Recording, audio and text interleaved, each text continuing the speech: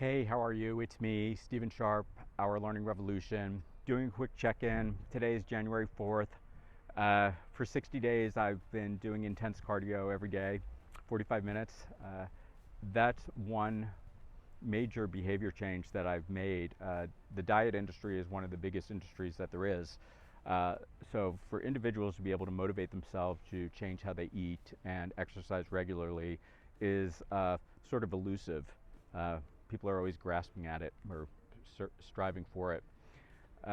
The other major way that I have changed my behavior recently, for over 10 years, I have battled a methamphetamine addiction, and I've had long periods of sobriety. But in the past, I always knew that I would use that drug again.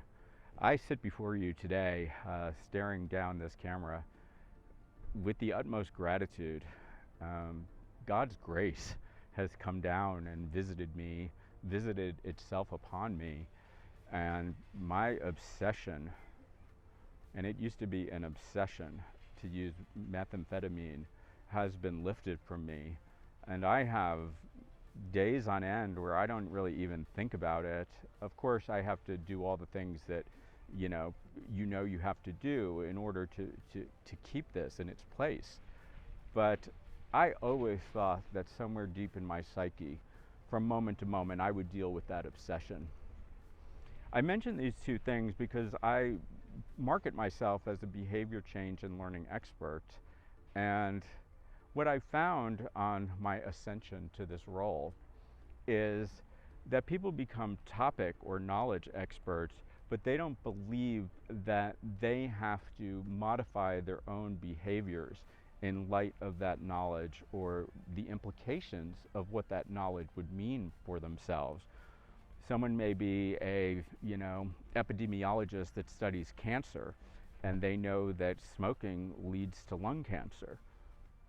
But if they don't do anything with that knowledge, are they really the right expert to teach you how to give up smoking? I would say no. I'm not going to listen to anyone unless they've gone through the trenches of doing it and succeeding themselves. So part of my shtick as a behavior change expert is I'm putting myself through it.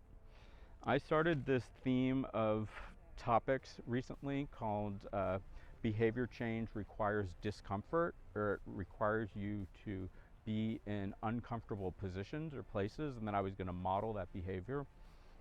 I'm going to DC tomorrow for my voice to be heard and my body to be seen. And I'm going there by myself, staying in a hotel by myself, exposing myself to risk and danger, which is uncomfortable. I always wanted to be the guy that was holding the sign, and one of my favorite movies is The Way We Were, and I can see Barbra Streisand, ban the bomb, ban the bomb. I always wanted to be that person. I went to this peace march in New York City once, and I was thinking about always wanting to be that person. And I went to the CVS and I bought poster board and markers. I made this hideous poster, and I carried that poster with me, waiting for the right moment to have the courage to stand there and hold it.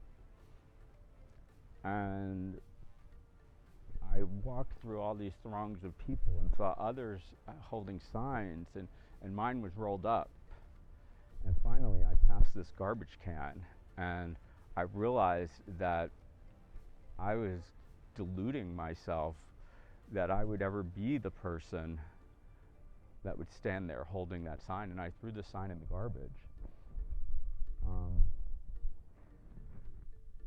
So it is uncomfortable to get off your sofa, to put yourself out there with radical ideas.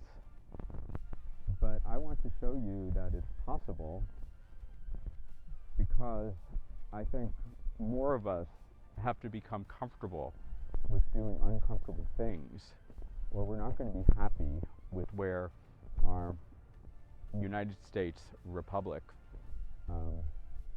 goes to or ends up. So, thank you for listening, and get comfortable being uncomfortable. Think small, simple, somewhat threatening ways. That's my advice to everyone. Say a prayer for my safety.